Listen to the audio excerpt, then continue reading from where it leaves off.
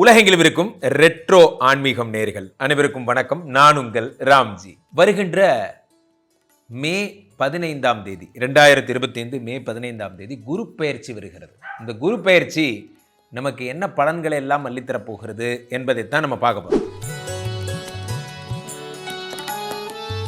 பொதுவாகவே 2 பேர் நம்ம ஜாதக லைஃப்பில் ஹீரோ வில்லன்களாக சித்தரிக்கப்படுகிறார்கள். ஒன்று யார் அப்படின்னா குரு, ஒன்று சனி. குரு பயிற்சி அப்படின்னாலே நமக்கு நன்மைகள் நிறையா வரப்போகுது, சனி பயிற்சினா நமக்கு நிறைய கஷ்டம் வரப்போகுது அப்படிங்கிறதுலாம் ஒரு மைண்ட் செட் மாதிரி. ஸோ இந்த குரு பயிற்சி வரும்பொழுது நமக்கு என்னென்ன நற்பலன்கள்லாம் நடக்க போகுதுன்னு தெரிஞ்சுக்க தான் ஒவ்வொருத்தரும் ஓடுறாங்க. ஆலங்குடி வாசலில், திட்டை வாசலில் பார்த்தீங்கன்னா குரு பயிற்சி குரு பயிற்சி குரு பயிற்சி, குருனா மாஸ். ஸோ அந்த குரு பயிற்சி எதாக இருந்தாலும் மாதா பிதா குரு தெய்வம்னா, மாதா பிதா குரு தெய்வம். ஒரு விஷயத்த ஒரு அம்மா சொல்லி தான் அப்பா யாருன்னு தெரியும். அப்பா யாருங்கிறத அம்மா தான் காட்டுறா. ஒரு அப்பா யாரை கட்டுறார்? நல்ல குரு யாருங்கிறத காட்டுறார். ஒரு குரு யாருன்னா நல்ல தெய்வம் யாருங்கிறத காட்டுறார். இந்த உலகத்திலே அதிர்ஷ்டம் என்று ஒன்று இருக்கும் என்றால் அது குரு பார்வைப்பட்டால் தான் நடக்கும். குரு பார்த்துட்டார், ஆட்டோமேட்டிக்காக சகல பிரச்சனைகளும் சரியாயிடும். அது வியாதியாக இருக்கலாம், கஷ்டமாக இருக்கலாம், என்னவா வேணா இருக்கலாம். அவைகளே இந்த வருடம் குரு பகவான் உங்களுக்கு ரிஷபத்திலிருந்து மிதுன ராசிக்கு வருகிறார். மே 15ஆம் தேதி வருகிறார். இந்த மிதுனத்தில் ஒரு வருடம் சஞ்சரிப்பார்.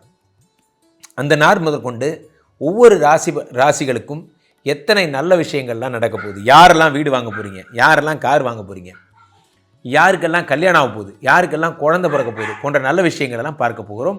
ஒவ்வொரு ராசியாக நாம் பார்த்து விடலாம். மிதுன ராசிக்காரர்களுக்கான குரு பெயர்ச்சி பலன்கள். மிதுன ராசிக்காரர்களை பொறுத்த வரைக்குமே ராசியிலே குரு வரார். குரு உங்களுக்கு யார் அப்படின்னு பார்த்தீங்கன்னா 7-10 கூடையவர்.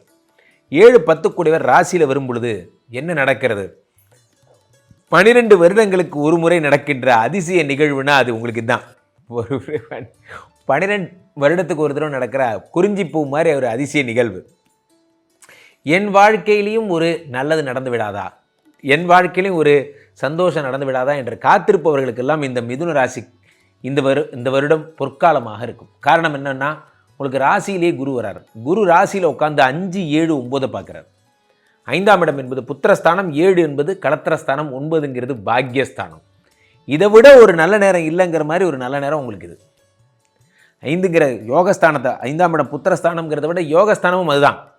இந்த யோகத்தை குரு பார்க்கும் பொழுது என்னாங்கன்னா யோகம் அதிகமாகிறது. யோகம் எதை நினச்சி நீங்கள் ஃபோக்கஸ் பண்ணுறீங்களோ அந்த யோகம். சார் திருமண யோகம் வந்துருச்சா, பையனுக்கு குழந்தை பிறக்கிற யோகம் இருக்கா, பையனுக்கு இந்த யோகம் இருக்கா, அந்த யோகம் இருக்கா போன்ற விஷயங்கள் எல்லாம் இந்த யோகங்கள் அப்படிங்கிறத குரு பார்க்குறாரு. எல்லாமே ஒரு கேரக்டர் தான். ஒன்று நல்லா புரிஞ்சிங்க. சில யோகம் அப்படிங்கிறது அது தானாக வரும். சார் நம்பிக்கை சந்தோஷமாக இருக்கிறதுங்கிறது ஒரு காற்று மாதிரி. சில நேரங்களில் அது நம்ம மேலே உட்காரும். அது ஒரு டயலாக் சொல்லுவாங்கல்ல, அதை பிடிச்சி வச்சுக்கணும்னு ஆசைப்படக்கூடாது. அந்த மாதிரி உங்களுக்கு இப்போ மேலே உட்கார்ற நேரம், உங்கள் மேலே படுற நேரம், இந்த சந்தோஷங்கிற காற்று. வாழ்க்கையை நிறைய கஷ்டப்பட்டுருப்பீங்க. சில பேருக்கு பார்த்திங்கன்னா திருமணம் மறுமணம் ஆகிருக்கும். சில பேருக்கு பார்த்திங்கன்னா உங்களுக்கு திருமணமே ஒன்றும் நடந்திருக்காது போன்ற விஷயங்கள்லாம் நடந்திருக்கும். திருமண உறவு கசப்பு போன்ற விஷயங்கள்லாம். இந்த குரு பகவான் ராசியில் அமர்ந்து என்ன தருகிறார்?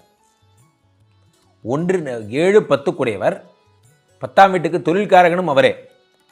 அவர் உடம்புல உட்காந்து 5, 7, 9 பார்க்குறாரு. யோகத்தை ஃபஸ்ட்டு பார்த்துறாரு. வேலை பார்க்குறதுக்கு என்ன தேவை? முதல்ல ஒன்று புரிஞ்சுங்க. வேலை பார்க்குறதுக்கு என்ன தேவை? வேலை பார்க்கணுங்கிற எண்ணம் தேவை. நிறைய பேர் கேட்பாங்க, சந்தோஷமாக இருக்கிறதுக்கு என்ன பண்ணணும் குருஜி? சந்தோஷமாக இருக்கிறதுக்கு என்ன தேவைன்னா, சந்தோஷமாக இருக்கணும்னு நினைக்கணும். முதல்ல நான் சந்தோஷமாக இருக்கணும்னு நினச்சாதான் இன்றைக்கி நாள் நான் சந்தோஷமாக இருப்பேன். வேலை பார்க்குறதுக்கு என்ன தேவை? நான் வேலை பார்க்கணும்னு நினைக்கணும். இன்னும் 1/2 மணி நேரம் இந்த வேலை இருக்குது, இந்த ரூம் ஃபுல்லாக க்ளீன் பண்ணணும், இதை நான் என் மைண்டுக்குள்ளே கொண்டு போனால் தான் இந்த மைண்டு இந்த ஒர்க்கை சரி பண்ணும். உங்கள் மைண்டுக்குள்ளே குரு வந்தாச்சு, உடம்புல குரு உக்காந்தாச்சு, உங்களுக்குள்ளே ஃபீடு கொடுத்துட்டாரு குரு. நீங்கள் ஒர்க் பண்ண போகிறீங்க, நீங்கள் லைஃப்பில் முன்னுக்கு வர போகிறீங்க. நல்லா புரிஞ்சிங்க, நம்மளோட ஃபீடு தான் எல்லாமே. உடம்புல குரு உட்காந்துருக்கும் போது நீங்கள் ஒர்க் பண்ணணும், உழைப்பை நோக்கி போகணும், முன்னேற்றத்தை நோக்கி போகணுங்கிற ஃபீடு உங்கள் மைண்டுக்குள்ளே வந்துக்கிட்டே இருந்ததுனால் உங்கள் வாழ்க்கை முன்னேற்றத்தை நோக்கி போகுதுன்னு அர்த்தம். இதெல்லாம் எதுக்கு? இதெல்லாம் நடக்குமா? இதெல்லாம் ஆகிற காரியமா? சில பேர் இருப்பா, சில வெட்டி பசங்க, இவங்களோடலாம் சேராதீங்க. உங்கள் ஃபீடு என்னவோ அதை பொறுத்து தான் உங்களுடைய முன்னேற்றம் என்பது. 5ஆம் இடத்து யோகஸ்தானத்தை குரு பார்த்துட்டாருங்கிறது பார்த்ததுனாலே உங்களுக்கு யோகம் வந்துடாது. நீங்கள் யோகத்தை தக்க வச்சுக்க தயாராக இருக்கணும். அடுத்து குரு 7 பார்க்குறார். சில பேர் கல்யாணமே ஆகாது, காதல் ரொம்ப நாளாக சக்ஸஸ் ஆகாமல் இருக்கும். குரு பகவான் 7 பார்த்துட்டார். உங்களுக்கு கண்டிப்பாக இந்த வருடம் திருமணமாகும். உங்களுக்கு பிரிந்து போன காதலர்கள், ஆகாயம் தீ பிடிச்சா நிலா தூங்குமா, நீ இல்லா நான் பிரிஞ்சிருப்பீங்க. சின்ன ஒன்றுமில்லாத ஒரு மேட்ரு. இதுக்கு எதுக்கிட்ட இவ்வளோ தூரம் கஷ்டப்படுறீங்க? ஒன்றுமே இல்லாத ஒரு 5 பைசா பிரயோஜனம் இல்லாத மேட்ரு. நம்மளா அதை ஊதி பெருசு பண்ணி சண்டையை பெருசாக்கி என்னென்னலாம் பண்ணி அதுக்கு ஒரு கண்ணு காது மூக்கெல்லாம் வச்சு, சார் உலகத்தில் என்றைக்குமே நல்லா புரிஞ்சுக்கிங்க, தயவுசெய்து லவ் பண்ணாதீங்க. ஏன் சொல்லுங்கள்? லவ் பண்ணால் ஒப்படைச்சிக்கிட்டே இருக்கணும். நான் இங்கே போகிறேன், இதை பண்ணுறேன், அதை பண்ணுறேன், ரிப்போர்ட் பண்ணிக்கிட்டே இருக்கணும். லவ் பண்ணால் எப்போ பார்த்தாலும் பயம், என்னை விட்டு போயிடாத, எப்போ பார்த்தாலும் பயம். லவ்வே பண்ணலைன்னா இந்த பிரச்சனையே இல்லை. குரு பகவான் 7 பார்த்து இந்த லவ் சம்மந்தமான விஷயங்களில் உங்களுக்கு ஒரு இன்ட்ரெஸ்ட்டை உருவாக்குறார். சரியான லவ் இதுங்கிறத கூட்டு போகிறார். இது நாள் வரைக்கும் நீங்கள் பண்ணதெல்லாம் லவ்வே கிடையாது, இப்போ நீங்கள் பண்ணுறது தான் லவ்ங்கிற கிளாரிட்டி உங்களுக்கு உண்டாக்குறார். குரு பகவான் 9 பார்க்குறார், பாக்கியஸ்தானத்தை குரு பகவான் பார்க்கும்போது அதிர்ஷ்டத்தை உண்டாக்குறார். அதிர்ஷ்டம் அதிகமாகிறது. எதை தொட்டாலும் லக்கு வேணும் சார், வாழ்க்கையில் ஒரு திறமையும் அதிர்ஷ்டமும் ஒன்றா சேரும்போது தான் மாபெரும் வெற்றி என்பது சாத்தியமாகிறது. ஒரு வெற்றி என்பது சும்மா கிடையாது. உங்களுடைய திறமையால் மட்டுமே வந்துடல, உங்கள் அதிர்ஷ்டமும் சேர்ந்துருக்கு. சூப்பர் ஸ்டார் நடிக்கிறார், உங்கள் நடிப்பை பார்த்து மட்டும் வரல சார், உங்கள் ஸ்டைலையும் பார்த்து தான் வந்தாங்க. அந்த நடிப்போடு சேர்ந்த ஸ்டைலு, அப்போது உங்களுக்கு திறமையோடு சேர்ந்த அதிர்ஷ்டம் ஒர்க் அவுட் ஆகுது. உங்கள் ஃபீடு என்னவோ அதை பொறுத்து தான் உங்களுடைய முன்னேற்றம் என்பது. 5ஆம் இடத்து யோகஸ்தானத்தை குரு பார்த்துட்டாருங்கிறது பார்த்ததுனாலே உங்களுக்கு யோகம் வந்துடாது. நீங்கள் யோகத்தை தக்க வச்சுக்க தயாராக இருக்கணும். அடுத்து குரு 7 பார்க்குறார். சில பேர் கல்யாணமே ஆகாது, காதல் ரொம்ப நாளாக சக்ஸஸ் ஆகாமல் இருக்கும். குரு பகவான் 7 பார்த்துட்டார். உங்களுக்கு கண்டிப்பாக இந்த வருடம் திருமணமாகும். உங்களுக்கு பிரிந்து போன காதலர்கள், ஆகாயம் தீ பிடிச்சா நிலா தூங்குமா, நீ இல்லா நான் பிரிஞ்சிருப்பீங்க. சின்ன ஒன்றுமில்லாத ஒரு மேட்ரு. இதுக்கு எதுக்கிட்ட இவ்வளோ தூரம் கஷ்டப்படுறீங்க? ஒன்றுமே இல்லாத ஒரு 5 பைசா பிரயோஜனம் இல்லாத மேட்ரு. கவலைப்படாதீங்க, நீங்கள் தான் ஜெயிப்பீங்க.